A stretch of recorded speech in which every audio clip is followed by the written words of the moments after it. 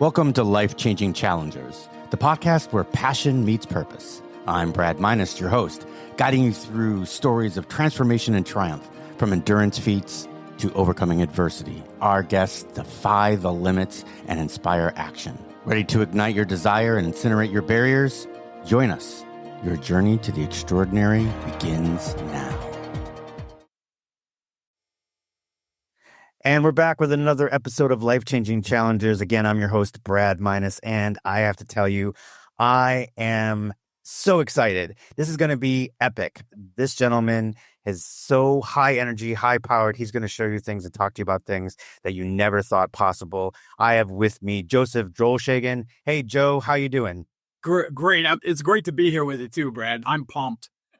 I'm really excited to get into it. So as I ask all my guests, Joseph, can you tell us a little bit about your childhood, where you grew up, what was the complement of your family, and what was it like to be Joseph as a kid?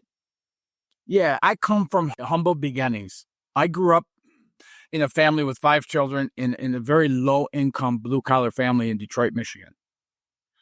Growing up, I remember watching my parents struggle. There was always financial struggle. My dad would work as many hours. I remember one time as a little kid, my dad was going to work. I was still in elementary school, and he was getting sick in the bathroom. I go, "Why are you going to work?" He goes, "I'm not going to take a day off when I'm feeling like this. I'll take a day off when I feel great." And that's how he thought, and he would work as many hours as he possibly could. And I saw how it beat up the stress in the family, how it beat up their marriage and how it beat them up individually, eventually health problems. And I viewed all of that. And when I was growing up, I remember often thinking as a child, like, I didn't feel so much like a little kid as I felt like I was supposed to be doing something all the time.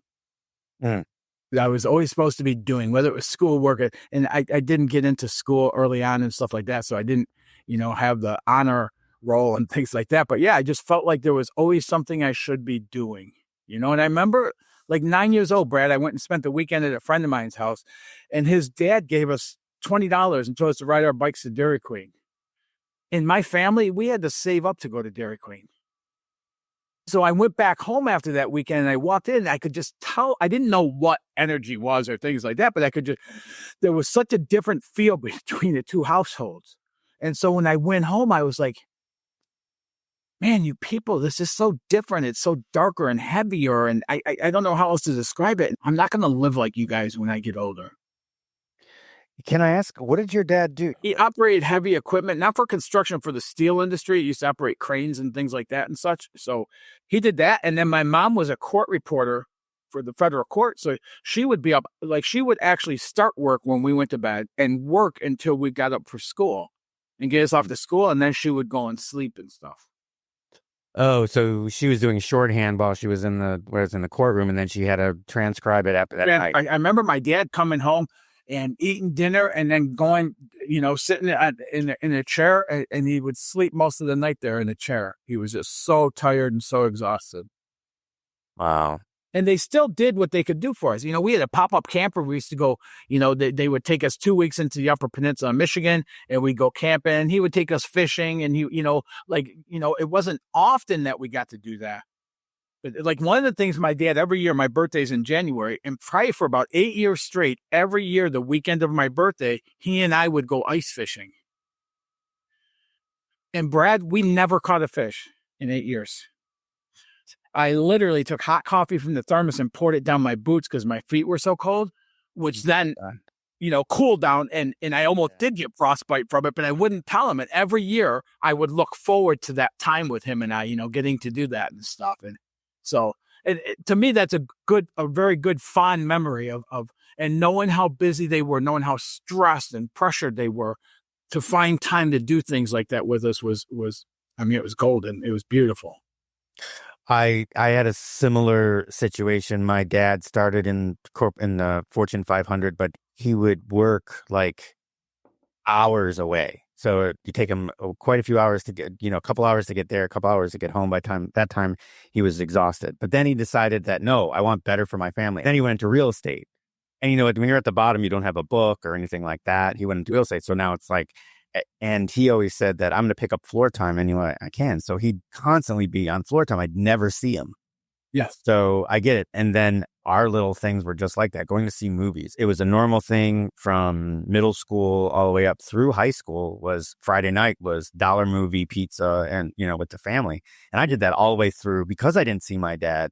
I did that all the way through high school without fail. So I get it. So you said you have got four siblings. Four siblings and myself. Are you still close to them? Yeah, I still have relationships with all of them. My mom and dad both passed. I got to see an incredible love story in my life with my parents. They were married for 57 years. My dad passed away about 14 years ago of cancer. And my mom just didn't want to be alive without him. A little over a year later, she passed away in natural causes. I've seen that more than once. Yeah, to experience it firsthand, it really, really, it was like, wow. Because in the years growing up, it wasn't like that. They would have heated arguments and things like that. And every once in a while I'd come up about calling a lawyer. I didn't even know what that meant, about calling until I was older and stuff. But yeah, so, I mean, it's funny how much I got to see how big that teachings of them were and what I ended up learning and walking away with later on with seeing their life as well. Wow. Yeah, that's crazy. So you went to, let's jump into high school. Did you do any extracurriculars? No, nothing really big, honestly, until I got to be 22 years old. Okay. I'm out of school. I didn't go to college right away. So I was getting a job first in the factory and this and that and stuff, and started, trying to figure out what I was going to do. Part of my conditioning growing up was a man gets a job, supports a family, and hopefully lives long enough to enjoy some retirement, right? So you kill yourself until you're old enough to retire, and then supposedly you're going to have this great life. Right. Well, you end up living to work. And remember that promise? Yeah, remember that promise I made myself at 9 years old that I'm not going to live like these people. Right. And then I get in my 20s and I get a decent job. I hadn't started in corporate America at that time, but I get a decent job. And I started realizing if something came really easy to me, I felt like I didn't deserve it because I didn't work hard enough for it. That's interesting. And so these things would show up of certain things and not just once, multiple times. I would end up getting to the point where I'm almost feel guilty inside of myself if I did that, I'm taking advantage. So I wouldn't heed those opportunities and take advantage of them. And then I started I broke into corporate America in my early 20s, and I had a construction company I started because, you got to work a lot, right? Yeah. You continually work to get to that retirement age, to build that egg. And I struggled financially. I beat myself up. In corporate America, I started out in the ground floor in sales, and I was trying to build a territory and with companies like aluminum high pressure castings, like transmission transfer cases. I didn't know anything about them, so I'd go into plant and learn about them, and then I'd go out and try and sell. And I'm selling, and I'm not really getting headway into it. And so what do you mean by that? You weren't getting headway? Accounts. I wasn't getting new business. I wasn't adding new customers. It was, I'm making calls. I'm trying to call people to put into the funnel to start talking to about building clients or customers and stuff. And I just wasn't I was getting some, but very, very minimal. I found myself kind of at the lower end of the pack in the sales teams I was in and stuff. And so I did the only thing I knew how to do is I worked harder and I worked more hours.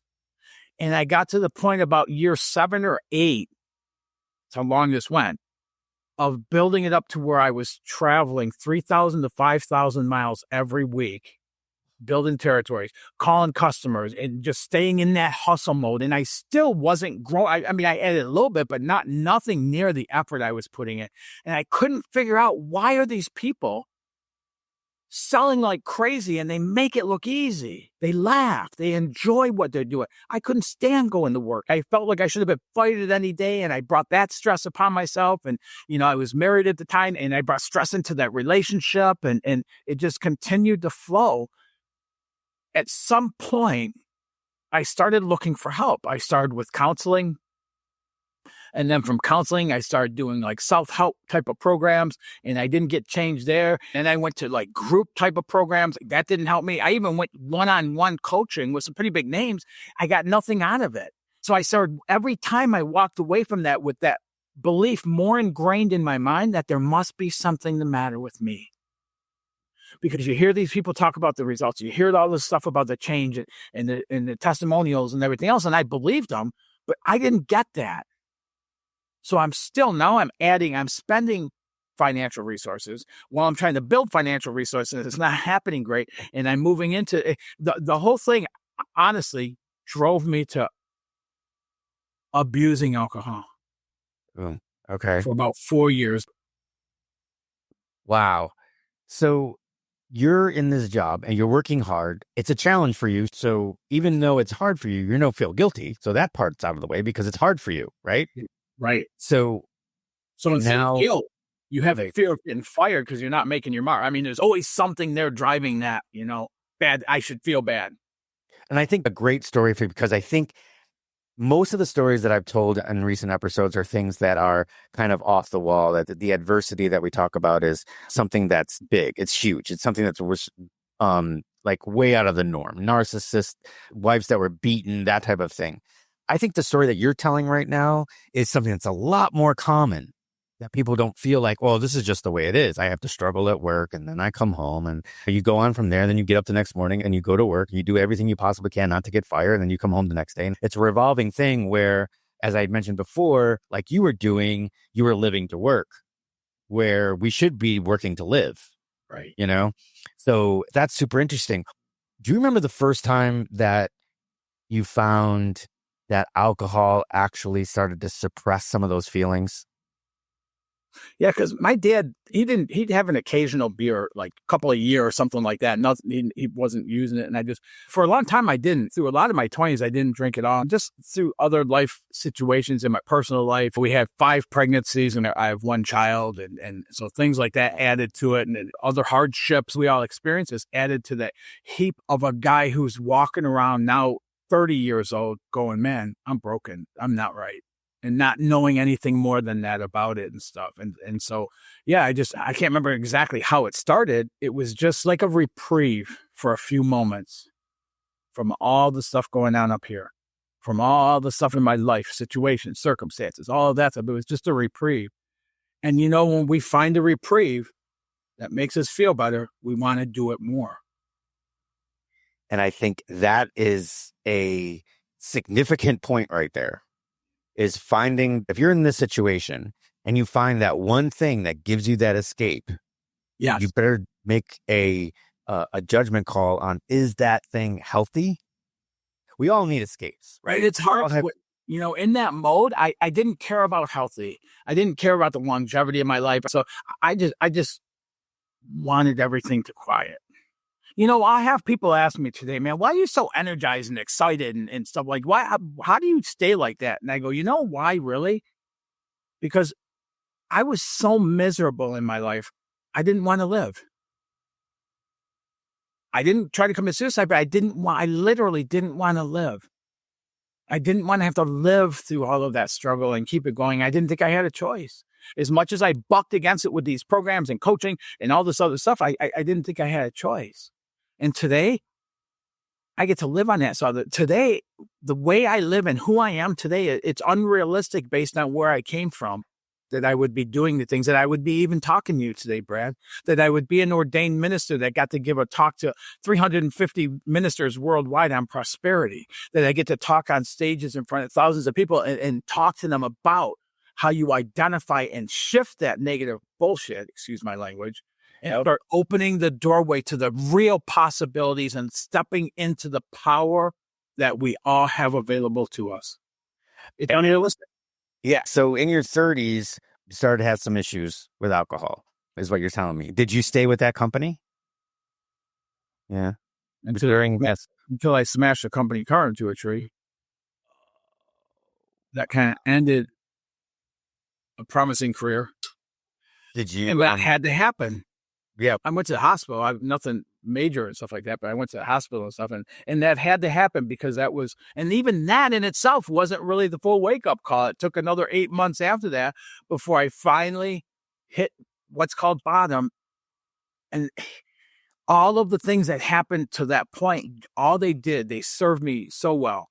People will talk about alcohol is the enemy, drugs are the enemy, food's the enemy, things like that. Alcohol was one of my greatest friends because it humbled me to a point of really being willing to ask for help. I can't do this anymore. I can't live like this anymore. And that began a brand new start to life. Unfortunately, we don't know that at the time, right? So at the time, it wasn't your partner. It makes you feel better. It wasn't your partner. It actually was a downer, but it did get you to the point for you to realize that, okay, I'm done with this. I need to go forward. So what happened in that 8 months following the car accident? Well, like I said, I lost the job. I ended up asking for help and started doing some things differently and being willing to listen to others and, all the things you do when you're in a situation like that. But one of the things that really happened that was pivotal there is I stopped all the personal development stuff.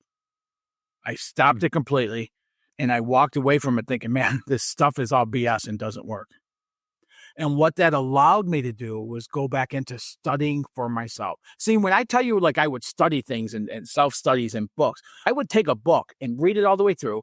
And then I would read it again and create experiments out of the different sections of it and stuff that I would then practice to see what the outcomes were and things like that. So I've had a lot of growth, just it didn't align with the results I was looking for. I've done a lot of things. So after that happened, I ended up coming out a different way, I guess. Like that was pivotal in that that was the bottom. That's as bad as it got when that happened and everything that followed it and stuff. Didn't work for a while and things like that. And then I was like, okay, I'm getting clarity ahead now from the alcohol. I haven't had any alcohol in the past 17 and a half years. So it's been working well. When I did, I started looking at stuff. A majority of my studies prior to that were the conscious mind. Okay. Things like The Secret. Okay. Things like affirmations, positive thinking, all of that stuff and everything. And at one point, I chucked all that stuff. I think before I started drinking heavy, I just chucked all that stuff and said, man, this stuff, it doesn't work. And so when I came back in, I still had that passion inside of me. I didn't want to have to live like my parents lived. And now I'm in my upper, mid 30s, say, and I'm going forward. And all of a sudden I never realized back then that whenever they talk about mindset alignment or total mindset, that there's the conscious part, which had been my entire focus, but there's also a subconscious. That subconscious absorbs what the conscious mind's thinking and all that. And in our conscious mind is the knowing of what we want, right? Our goals, our aspirations, our desires, visions, whatever you want to call them, come from the conscious mind. Well, that as I studied more and started understanding in that subconscious, there's what I call a motherboard that hosts all of our programming, our patterns, our paradigms, our belief systems, experiences that we might not have even had, but somebody shared with us. Are embedded in that. And then that's the voice we hear in our head, but it's also that motherboard is what triggers our brain waves to the actions we take or don't take. So I can know exactly what I want in my conscious mind. But if I have my subconscious flooded with lack and negativity, and it's got to be hard, and who you think we are, the Rockefellers, money doesn't grow on trees, that's what's playing through. And as long as I have that lack mentality, my subconscious will not allow me to trigger the brain waves to take the actions that will lead in that what I want. It tries to keep us safe and secure in our comfort zone, ultimately. Right. So I don't remember who talked about this, but there was something you call it the motherboard. A lot of people call it the monkey. Well, the monkey in our head. Yeah, but that is the monkey that wants to keep you safe. Yes. Right. It's protecting you. Yes. But it's laden down with, like you said, patterns that we've seen, done, and created for ourselves. Yeah. Yes, they were modeled for us, and we learned them, and like I tell people all the time, our parents, the people who raised us, they did the absolute best they could do for us. They loved us the best way they knew how, but they didn't know these things. Right. They didn't know that they had gained them from their parents, and now they're planting those seeds in our minds, and they didn't know that. They're just trying to help us. I remember growing up, my mom and multiple of my teachers would tell me, Joey, you some people are meant to work with their head, and some people are meant to work with their hands. And you're going to work with your hands like your father. So I went to school with that being my lot in life.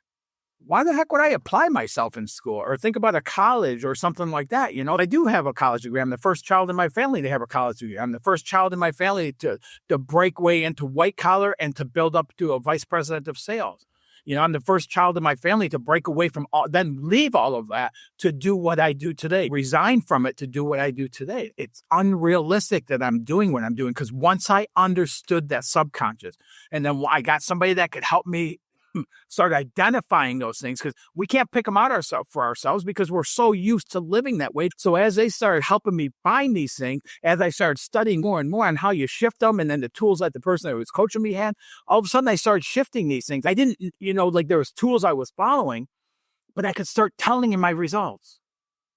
All of a sudden, the same person, I did change the way I did things, but even some of that, I wasn't exactly sure what I was doing different, but I was just going about life differently. And all of a sudden, I'm starting to get like more customers going in, more people I'm calling. I'm going, hey, I'd really like to meet with you. I work with so-and-so. And they go, yeah, let's make an appointment. Come on in, Or I start getting a little more contracts than what I was getting, business awards and things like that. Ended up maybe a little over a year's period.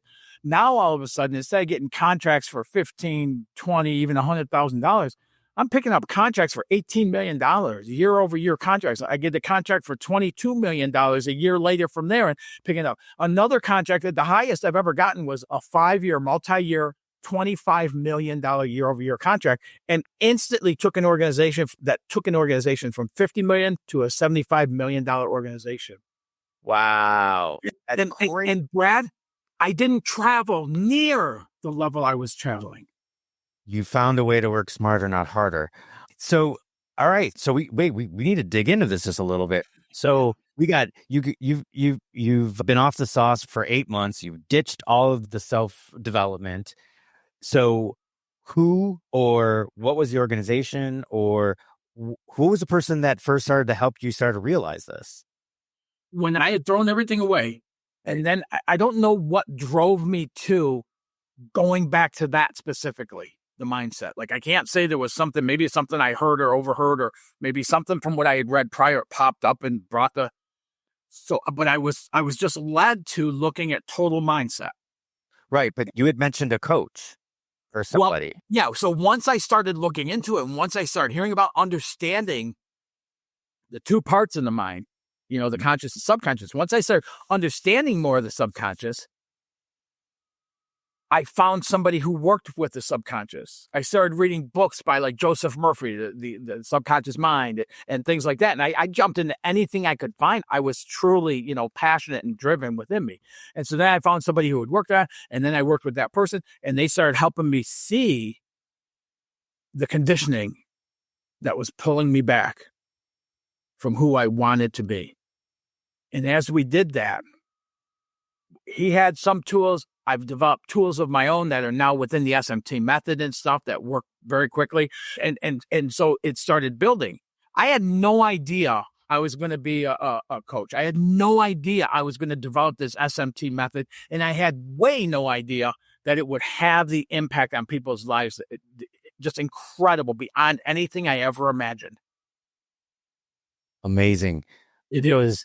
So what can you identify the switch? Just the one piece, that one thing that you did, or the one thing that you practiced, or the one thing that you reconditioned yourself with that turned it from, not being able to, get very many accounts to a point where you're starting to get these big giant 15 grand and then 100 grand and $1 million contracts. Yeah. What was that one piece? Yeah, one of the quotes I love is it says that successful people don't do certain things. Successful people do things a certain way. And so some of the things I would come up with the coach, I'm like, okay, so how do we do this? How do you do that with a lead and things like that? And what I had to find, and this is really ingrained throughout the entire SMT method, is I had to find ways of doing things that truly made me feel good. They weren't overexhaustion and things like that. So often we see these things, and that's what a lot of the other programs were, is they said you do A, B, and C, and you're going to get D. but I did A, B, and C and never got D. So it helped me to start laying out what is my unique pathway to get to where I want to get to, because it's never going to be somebody else's. And so that's really what that coach helped me do, is start finding ways of doing things that were aligned for me. They made me feel good to do. So I wanted to do it more often. They opened up my attraction factor. So the things I was doing started attracting other things into it, people into it, things like that. When I talked to somebody on the phone, I was no longer, can you please see me? Or not that I did that, but, like coming from a begging kind of place, like, please let me set an appointment, to that whole thing about like, I got something I'm really excited to share with you. And so more people are saying yes. And it was just changes, but it was all over. Like to list out what they were, and that's one of the things that I have built into SMT is developing systems of accelerating habits that are unique to the individual we're doing. So if I work with realtors, for instance, I don't have that whole litany of things they have to do to be successful anymore. I have them throw that away, and we start talking about, what do you enjoy doing with business? Well, I enjoy closings. Okay, how do you enjoy communicating and finding those people and this and that? And some people do. A great example of this, Brad. You ever see somebody do a social media live and you can tell they're uncomfortable? They don't want to be there. Oh, I don't watch that before. Not very. No, it hurts to watch it. It does me too. Yeah. That's awesome you said that, because I do too. I feel so bad for the person. Now, you ever see somebody do a social media live and they're home? They're in their wheelhouse. They're lit up. They're excited. And we watch much more, the whole thing, or much more of that one, right? That's somebody who's in their alignment with doing it. That's something in their wheelhouse. So do that more often. So the person who makes everybody uncomfortable, who listens to it, that person shouldn't be doing that. But there is something that would light that person up. So it's understanding and figuring out those things. And as we start identifying those limitations, that subconscious conditioning that's no longer working, shifting that, it starts opening the doorway to find more of those areas that we enjoy doing. It lights us up to do, it opens up our attraction factor. And that's really the way the whole thing works. That's interesting that you say that. I kind of do that with my clients. First of all, I always find out, what are your circumstances? You've got kids, so you've got to get them off to school, blah, blah, blah. So we can find timelines that work for them. That's kind of logistical. But then it's like, okay, when you're training for something, do you like to do short intervals followed by long rest breaks? Or do you like to do long intervals with short rest breaks? Or is it long intervals with a medium rest break? What makes you feel better? Do you feel like you need more recovery in between or not? What makes you, when you're done with a workout, what makes you feel successful at that workout? Yes. And then, of course, then there's people that do triathlon and there's always one event they don't like, right? Then I ask them questions and I says, okay, here's questions to ask yourself while you're in the midst of it that will, and I don't want you to answer them. I just want you to answer. So for one instance, I'm not the greatest swimmer and I'm not crazy about it. I don't mind it, but I'm not crazy about the swim. I love the bike and the run. I can do that all day, but the swim is sometimes hard for me. But my question I keep asking myself is, all right, what would this feel like if it was the smoothest swim in the world? I don't answer it. I'm just like, what would it feel like? And then all of a sudden I find myself slowing down, getting more water and the whole bit. So then I started thinking about, all right, well, how do I do that just in my own personal vision? So for instance, the times that you've got something going on in your head and you have insomnia. And you just can't stop the brain. The monkey mind is going crazy. You're trying to work a problem and you can't seem to figure it. I had to ask myself the same question. I'm like, all right, what would it feel like to be sleepy right now? What would it feel like to drop that out of my brain so I can now lay down, relax, and sleep? What would that feel like? Before you know it, I'm out. So little things like that, but I can see where you're going with that. And anything we want to achieve, there are going to be times when we have to do something that might not be our favorite thing to do, right? Of course. Like I'll give you, for instance, for me, it's taxes every year. I've used my console of my truck, my office here, my home office desk drawer, and gather receipts in. So every year, come January, I got to pull all those receipts out and then sort them out by month and then sort them out, whether they're fuel, hotel, like all the meals, whatever it is, and sort the whole thing out. And it would take a long time to go through and do that. And every year, come January, I'd be like, no, I don't want to do it. I don't want to do it. I'd get to the point a couple years where I had to have my accountant move out, my taxes, send the information in to move it out because I just couldn't get myself to do it. Right. And then I came up with this thought of it. and I work with salespeople on the 10,000 pound phone and insurance people in every avenue now. There's availability. Is I go, I have to do this every year. I am embarrassed to hire somebody just because of how sloppy I am with it. So I'm not doing that's not an option. And so every year I would start picturing me hitting the send button when I send everything to the accountant. And all of a sudden I do that the first year, and it took me a long time to go through them all. And the second year, I started collecting them and doing it a little bit differently. And now I'm at the point where I have an envelope for every month. So at the end of the month, I take all the receipts, I put them in order, whether it's fuel, meals, hotel, things like that and everything, and build them in, and I put them in an envelope for that month. And then at the end of the year, I take the envelopes out and I do 1 month, the next month, the next month. And it takes a fraction of the time it took. But even now, I just look at that the end game. And that's exactly what I do with people I'm coaching and stuff is I get them build up what I call a dynamic vision. And there's road mapping tools with the SMT method to do so. And then we get that vision. And what we do is we put that vision out and that becomes our reality. That's where we live from. So we live as that vision is our reality. And then anything that happens in our situation and circumstances is what it looks like as that vision is unfolding. So instead of those situations or circumstances determining there's no way we're going to do this or we can't do it or it's hard or they're just blips. So you're reducing friction. Absolutely. You're taking away a lot of the stressors and yeah, the anxiety builders and things like that and doing that. Because, when we're done building a dynamic vision, man, people like it's a stretch. It's not something like I tell people, if you know how you're going to achieve it, that's not a dynamic vision. It's a goal. What we want to build is so big that when we get done with it, it's like, I have no idea how the hell I'm going to do this, but I'm on fire to do it. That's a dynamic vision. And when we build that up and then we start taking steps into it, we start utilizing over from where we are to where we want to be and developing systems that are accelerating habits that start bringing our results quicker and things like that, man. People get on fire for it.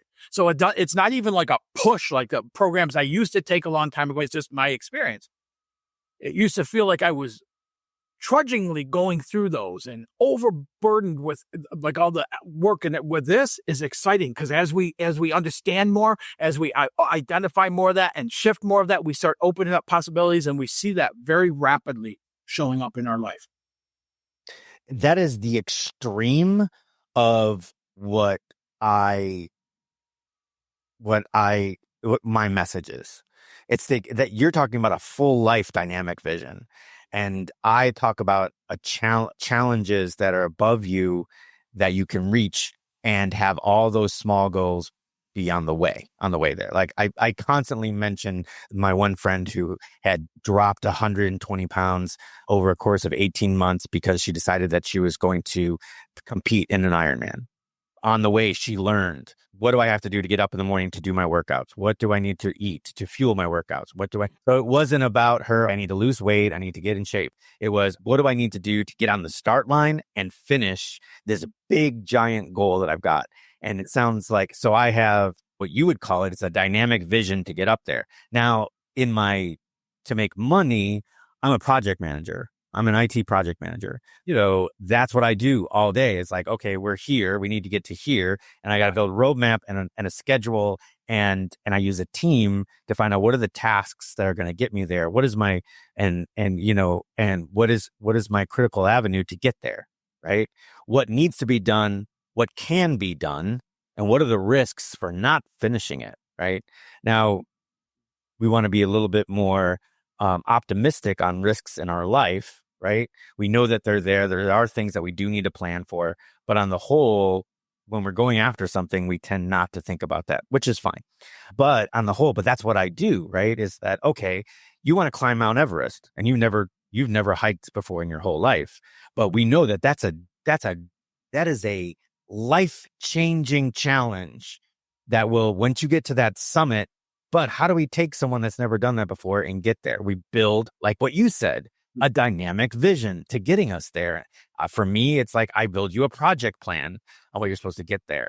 Now, there's a lot of mental stuff that goes into that. Yeah, and where I specialize is rapid business growth. Like I've taken business owners from 7.5 million to over $22 million in 12 months, from $300,000 revenue to over $3 million in revenue within 12 months. I work with salespeople that are in that middle rung and help them within a year achieve top performer status within their company. So I'm able to go into organizations and help entire sales teams. When you're typically sales teams are limited with the number of top performers, and then a majority of sales are in that middle rung. Now think about switching that around, and the majority of your sales team is in that top, performer status, how much easier that business grows and how much more they can do and how they can expand so much quicker and stuff. And it's all about, so when I'm looking at that, I like a dynamic vision covers, like you said, it covers all areas, and there's road mapping tools that help to, to build that and things like that, and work with my client doing it. And because as a salesperson, to grow your revenues, ultimately, if you break it down, nobody wants to grow their level of money because then they have more money. They want to live a better life. They want to be able to take their family on vacation. They want to be able to do healthy things in their life and things like that. So it's really a dynamic vision. It's not just about building money. It has to include all those other reasons into it of what does that life look like at $22 million, dollars annual revenue versus 7.5. And we start building that into it. And I'll tell you, it's so awesome. Like that the one company I helped go from 7.5 to $22 million within 12 months, they've been maintaining it for over 7 years now, that growth. And during that year of growth was the only time of my client's life that she took 5 weeks of vacation in that same year while that growth happened. Wow. And the stories go on and on with the testimonials and everything else, it's beyond what I even expected, Brad, to be totally honest with you. I didn't think it would bring about the changes in people's lives that it has. That's incredible. I just want to step back just a little bit. So you got to that point where you shifted mindset, and then you started bringing in big giant clients. And so how long did you end up staying in that Fortune 500 company selling for that company? I ended up getting promoted to a vice president of sales for that company. How long did you stay in it? Probably 9 years, maybe 10 years in the organization. And then I went to an organization as a vice president of sales that was in bankruptcy and utilized the same exact tools to help them get back into profitability within months. So now you got a track record. Yeah. Before the SMT method was even developed. Yeah, that was my next question. And that's where I was leading to, is like, all right, you spent 10 years there, then you went to vice president of a company that was in bankruptcy, got them out of it. At what point did you say, okay, done working for other people, and I'm going to go out on my own and I'm going to teach other companies how to do this? Once we found new owners, I said, I'm done. I don't want to do this anymore. I resign. I've always wanted to live in the mountains. I was in Iowa at the time. I left there, came down to South Carolina. I live in the mountains now. I have a home in the mountains. And I came down here, didn't know anybody, and, started. I have certifications, education, everything else into the coaching. Right. I do multiple of them, but I just came down here and started getting busy with meeting people and doing things and stuff. And I remember when I moved down here, now I was making a pretty good rate as a vice president. And I remember them telling me, you don't have to stay here. You can go live wherever you want. You don't have to come back here all the time. We just want to keep you on staff. And I had come down here. I had found out, about the Chamber of Commerce, things like that. So I set up a meeting to go to the Greenville Chamber of Commerce. And I was going in there. And at the same time, I was thinking about a couple customers for that corporation. And I started feeling guilty. And I just said, you know what? I'm not doing this. I'm not serving two masters anymore. So early on, I had to do multiple things to try and make it. And now I'm looking at going, how freaking crazy is this? That I can identify that and go, no, that's not how I want to live. And I actually have the choice to say that today. And so I called him up and I said, listen, I appreciate, you want to keep me on and everything, but I can't serve two masters. And I'm going to diversify within the works that I do from here forward. And that's what I've done. Wow. Okay. That's an excellent revelation. And that would actually be like the top, like for a lot of people, that would be the top of the dynamic vision, is I want that choice to work. And you wouldn't have known to put that choice into my vision. But what happens is we start getting there. And so here's one of the other things that's really powerful is all of the programs I had taken, those one size fit all, you do A, B, and C to get to D. They're all based on logic. They're all based on strategy, and we're conditioned to be logical. We're conditioned. When I tell some people about like that client from 7.5 to $22 million, they go, there's no way. That's BS. There's no. And it's because they can't even perceive it because they live so logical. So we go through schooling, right? And it's building more of our conditioning within that subconscious. Because if you and I are in math class and we get a problem to solve, and let's say we're going through and solving it the way we're taught to and everything else, and you find a shortcut, you find a way of coming up with that answer quicker, and it's consistent from problem to problem, you're not awarded or rewarded for that. Right. You actually lose marks because you didn't show the work the same way I showed the work. And we're conditioned. It's almost like robotic conditioning when you go into doing things into business and things like that. And so one of the things that corporate did to me that was not a service is it really helped me become much more of a logical thinker that actually slowed my progress down. So when I'm working, the clients that get the most change, the quickest that I work with are like artists, musicians, things like that, because they don't have that logical. They're coming from their creative. So whenever I'm working with somebody in corporate, it takes a little bit longer because I have to pull that back away from, we have to break through the logic and start coming from a feeling tone of what we desire, what we want to experience, what things like that. And as we do that, all of a sudden things start showing up, coincidences. How many times have you built a plan to do something and the whole thing works out, but it's nothing like the plan? So many other things happen to bring you through that avenue. But what the logical mind will do is it'll keep us so busy strategizing, developing to-do lists and this and that and everything else. It pulls us away from even seeing those opportunities that are flying by us all day long. So if we can slow down a little bit of that and come from the vision instead, every single client, hundreds of clients that I've worked with over the past decade now, every person will tell you, all of a sudden it seemed like things started happening easier. And it's because what it is ultimately, Brad, is we get outside of our logical mind and tap into a universal mind where more is available and avenues are available. And we stop looking at how am I going to do all this, but we just build that dynamic vision of what it looks like when it's done. And we focus on that, and the how always shows up. That's interesting. And I can almost give you an example. I was just thinking about that. So I've been a contractor 20 some odd years, so my resume kind of looks like I job hop, but it's written in there. This is a contract. It was a contract for a year, 9 months. It was a contract for 9 months. So whenever I'm filling out applications or whatever, and they say reason for leaving, end of contract, that's the way it was. But that gives me a lot of experience. So everybody and their mother always said, okay, you should have a 1-page resume, maybe a 2-page resume. Yeah. And I'm like, well, wait a second. I think the first person to look at my resume is a resume scanner that needs keywords. So my resume is like 6 pages long.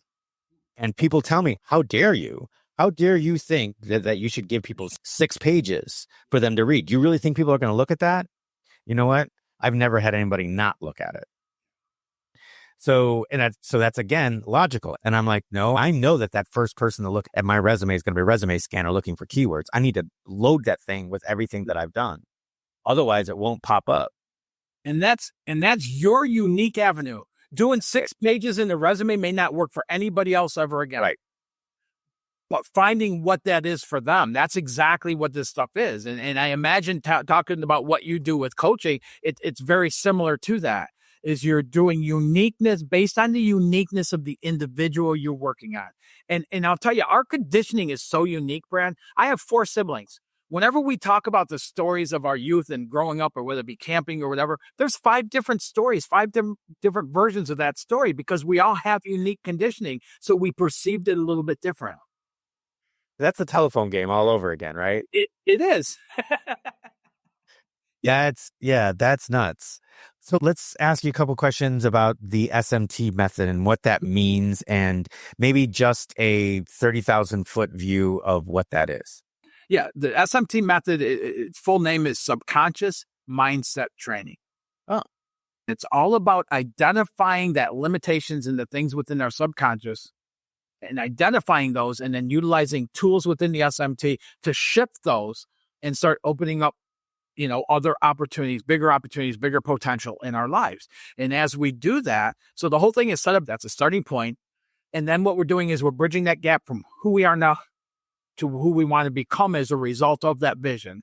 And in doing so, we're developing systems of accelerating habits. We're shifting out patterns and putting new patterns in place that work specifically for the individual that's going through the process. What's not, you hear a lot of these roadmap to success. I always laugh when I see those. We got your roadmap to success. You don't even know my freaking name and you got my roadmap to success. So this is all based on, and I tell people, I don't have your roadmap, but what I'm really freaking good at is helping you develop that vision and then moving into it and helping you, serving you in developing that roadmap that will work for you in your current situation as well as any other business or endeavor that you take on. That's for the rest of your life. That's amazing. Yeah. That's exactly, I do it in a lot more logical way, but that's like, okay, we sit down and we find out, all right, what is the project, we call it a project statement. And that statement would be not the dynamic vision, but the end game. Yes. What is this going to look like? And then we further breaking it down from there. What do we need to come up with? What are the resources that we need? Yeah. What are the risks involved? Who are the people? And what are the step ladders we need to get there? Yeah. You come up with this dynamic vision, where they want to be, what they want to go. And then you find the critical path to get them there and the habits that they need. So that would be the tasks that would be to get them to that final dynamic vision. Yes. And there is logic built into the SMT method. Of course. Yeah. Pathway, though, allows, and just like I'm sure with you, every client you work with comes up against things you weren't expecting that just come as a result. That's what I'm talking about with those things there. Yeah. You get them to that point, but even the time frame to get there, I imagine some people blow away the time frame that you come up with logic, and some people need a little longer. So that's what I mean as far as having that maneuverability for it to be unique for the individual. Every client I work with, at some point, they face procrastination. They bump up against something they're uncomfortable with, and they do anything in the world other to get around doing that one thing, and they will busy themselves so much. I'm the guinea pig for all the works I do today. So I know the tricks I can play up here to get me into procrastination and not do something I want to do, like my taxes. Every single person who develops that vision wants that vision. It's not them themselves that's blocking themselves from it and procrastinating, because we all want, like yesterday, we're fast food people, right? So we all want it as soon as possible. It's that there's something going on in that subconscious conditioning pulling them away from doing that. And so I help them identify what that is, shift that, and open up that doorway to experience that. That's exactly. So it's them wanting an escapism from something they feel is hard. Sounds like you're finding a way for that hard thing to become more satisfying, more palatable. Something that's a little bit more palatable, a way to do it more palatable, so they don't go into this escapism and go through procrastination. Yes. You take salespeople that are petrified to pick up that phone, and you start turning that into a game. And I went through that. I got to a point where I heard somebody knows it's like, I don't even want to do this anymore. I was blocking myself and doing anything else I could do other than doing it. And so, the management at the time was saying, Joe, you got to make phone calls. You're in sales. That's what you do. You got to make phone calls. So you got to reach out to people. And so I just started playing a game where I would go for like 5 no's a day. And I started playing it. Eventually, I'd move it to 10 no's a day, and I would start calling people, and I'd get no, and I'd check it off. No, check it off. No, check it off. 6 more, check it off. Check it off. And then I get somebody that goes, yeah, I'd like to meet with you. And I'd be like, oh, shit, that takes away one of my no's. That is very interesting. Yeah. To check off the negatives. Wow. Okay, that's crazy. I look for, 5 no's or 10 no's, whatever it is, the number is, doesn't matter. But I just go out looking for those. Now, all of a sudden, I'm more comfortable doing it. I don't feel like I have as much weight on my shoulders with every single call and every no. Every no doesn't drag me down to a pit. It's like, okay, cool. Thank you. I really appreciate it. Can I check back with you later? Blah, blah, blah. And then move on. And everything can fit like that. It's just our logical mind will say we have to get it done. If we don't get it done, there's a price to pay for that. And our job and our survival and feeding our family and all this stuff is like the weight of all that stuff. Rather than being, okay, I got no's today. That was my blip in my situation today. I'll try again tomorrow. I'll try again tomorrow. Some of this stuff is just resonating with me. So I'll give a little anecdote. I left school my sophomore year basically because I didn't know what the heck I was doing there. I wasn't learning anything. And I had my guidance counselors and teachers that I really respected look at me in the eye and go, Brad, you're not learning. You're coming to class. You're going through the motions. Your grades aren't horrible. They're not great, but they're not horrible. But you're just not learning. And I'm like, wow, that's an interesting thing. So I got a job like anybody was. And I found out I got really excited because it was this, I was going to become a stockbroker, Series 7, Series 63 licensed stockbroker. And I found this company that would take me on as a 20-year-old kid, and these guys were making dollars. I don't know if you ever saw the movie Boiler Room with Giovanni Ribisi, Vin Diesel. And that's exactly the place I worked. Exactly the place I worked. Those guys were making big money. So all right. Impressive. Yeah. And I walked in there and spent 3 months getting all my licenses and stuff. And then they said, okay, forget about everything. But I remember sitting there and listening to all these guys on the phone. One guy was very, very nonchalant. He's your best buddy. His name was Jeff Schaefer. And he would be he'd get the guy on the phone. He'd get through the screener and he was like, oh, Betty, never met the girl before in her life. Betty, what's going on? Hey, let me talk to John. I just need to talk to him for a few minutes. Oh, it's Jeff from Chatfield Dean. Jeff. She's like, huh? It's like, come on. We've talked to him 100 times before. Just let me have him on the phone. He'd get him to the phone. Sure. I was getting through the screener. Then the guy gets on, yo, John. Hey, it's Jeff from Chatfield Dean. How you doing? Hey, how's the wife? Good. All right. That's great. Hey, let me tell you why I'm calling. But it was very nonchalant. Then we had probably one of the best producers in the thing. And he'd literally be like a machine. He'd be like, he'd be on there. He'd like, hey, this, and this is Andrew from Chatfield Dean. If I find something in the market that might interest you, I'm going to call you back. Fair enough. Okay, great. I'm going to have my assistant send you a packet, and he's going to be on with you right now. He's going to grab your address and stuff. Okay, click. Next person. Hey, this is Andrew from Chatfield Dean. If I find something in the market, I'm going to call you back with it. Okay, good. All right, I'm going to have my assistant's going to get on with you, get your address and phone number. We're going to send you a brochure right now.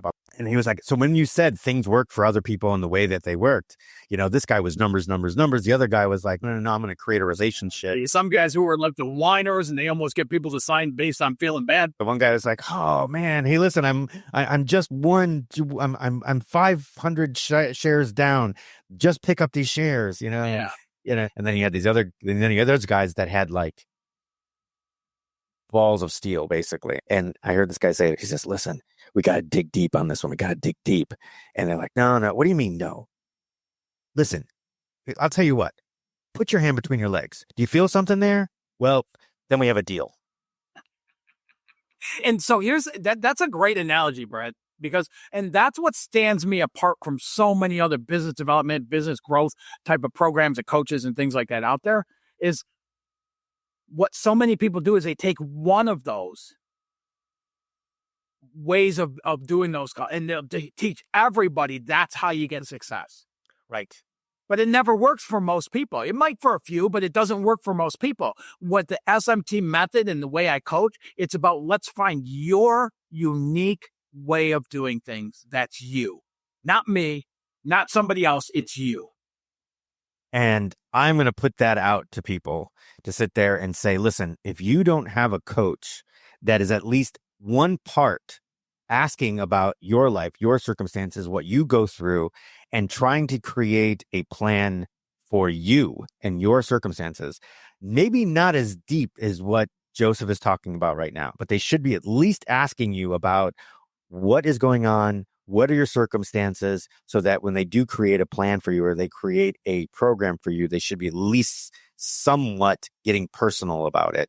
But if you're going to a coach and they're giving you a generic plan and they're just saying, oh, well, I have this plan, I'm just going to give it to you, don't waste your money.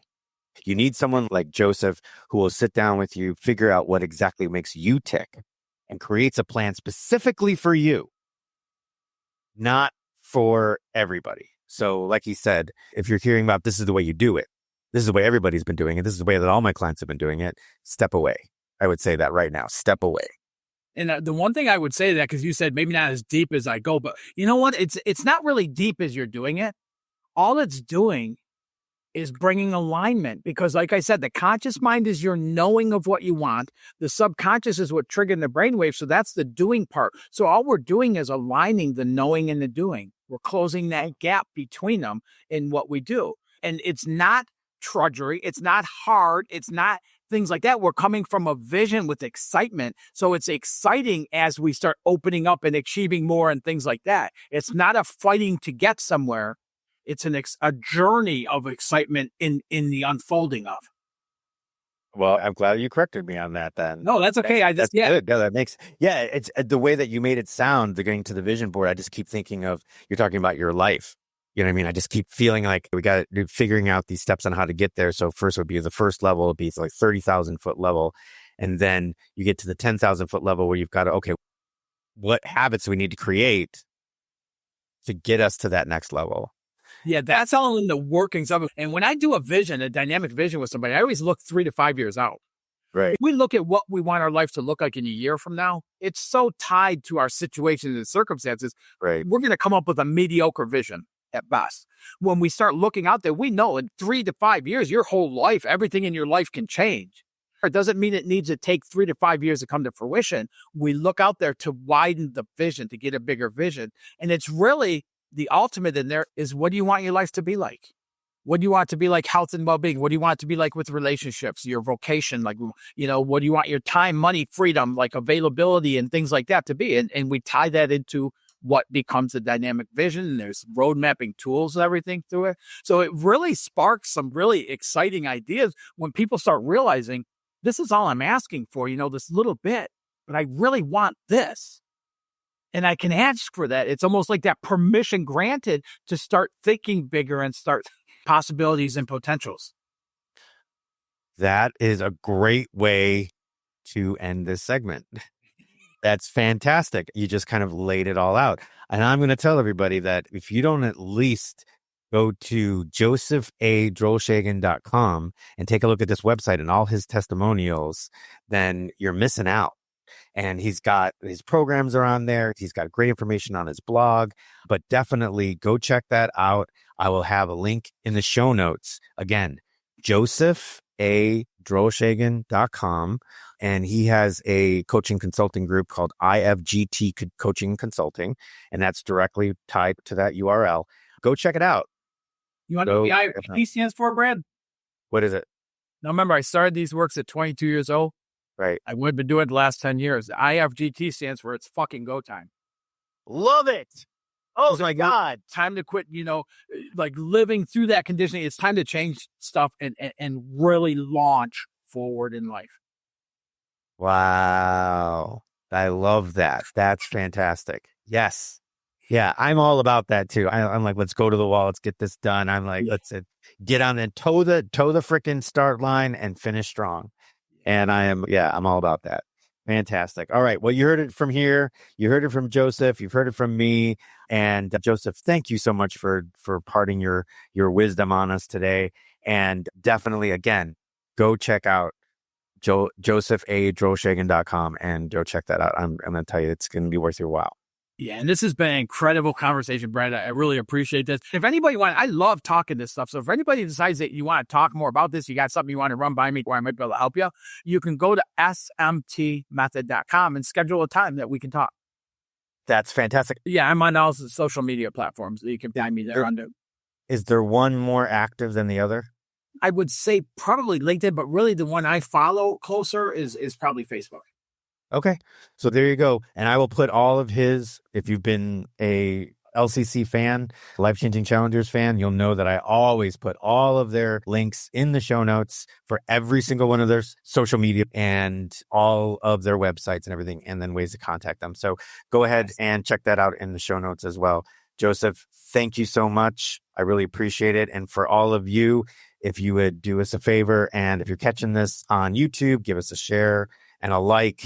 And if you want to subscribe, if you're listening to this on Apple or Spotify, go ahead and give us a nice review. Or you know what? Don't give us a bad review. So I know what I need to make changes on, and that's fine too. So feedback is feedback. I don't care whether it's good or bad. But other than that, thank you so much. And for the rest of you, we'll see you in the next one. Thank you, Brad. Well, that wraps up another episode of Life-Changing Challengers. I'm your host, Brad Minus, saying thank you for joining us on this journey of transformation. If today's stories inspired you, please take a moment to review, share, and follow us on your favorite podcast platform. Your support helps us reach more listeners and create an even bigger impact. Remember, every challenge is a chance to grow. Until next time, keep pushing, keep challenging, and never stop pursuing your extraordinary.